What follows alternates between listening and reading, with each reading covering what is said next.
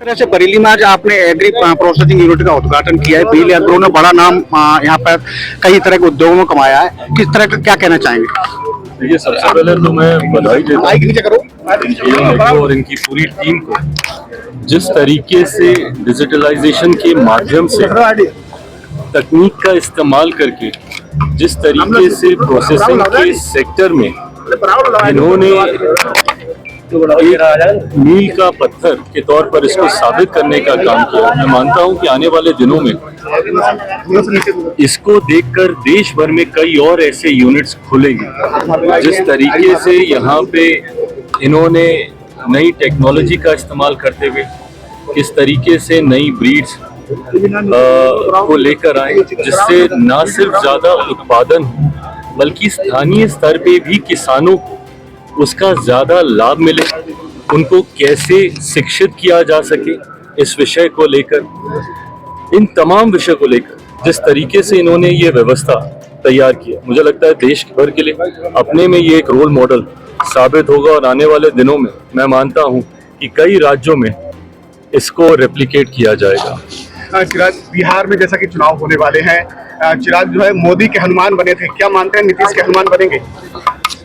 मेरे प्रधानमंत्री जी के नेतृत्व में जिस तरीके से केंद्र में तीसरी बार सरकार चुनकर आई है, ये कहीं ना कहीं देश की जनता का विश्वास हमारी सरकार मेरे प्रधानमंत्री के प्रति दर्शाता है। मैं मानता हूं कि एक लंबे समय के बाद बिहार में भी डबल इंजन की सरकार की ये व्यवस्था हम लोगों को मिली है। ऐसे में बिहार की जनता आगामी बिहार विधानसभा चुनाव के बाद भी पुनः एक बार एनडीए की ही सरकार को चुनने का काम करेगी, ये मेरा विश्वास है। मुख्यमंत्री नीतीश कुमार जी के नेतृत्व में हम लोग चुनाव लड़ेंगे और एक बार फिर, और इस बार जिस गठबंधन में हम लोग हैं, मैं ये मानता हूं कि एक विनिंग कॉम्बिनेशन है।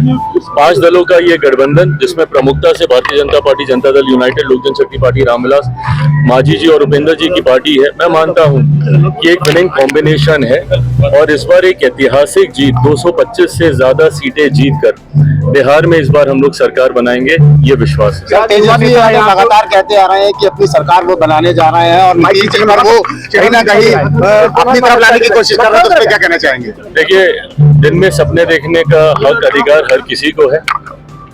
जिस तरीके से उनके शासन काल का भय आज भी बिहार की जनता में है, 90 का दशक कोई भूला नहीं है।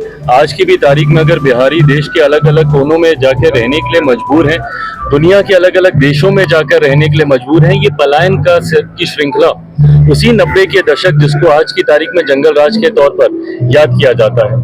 मैं नहीं मानता कि बिहार का कोई भी पढ़ा लिखा युवा या कोई भी पढ़ा लिखा परिवार उस दौर को वापस लाना चाहेगा। जिस तरीके से भ्रष्टाचार और अपराध का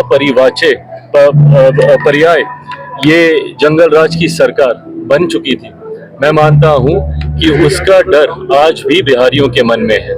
इस बार बिहार विधानसभा चुनाव के बाद पुनः प्रधानमंत्री जी के सोच वाली सरकार ही बिहार में बनेगी।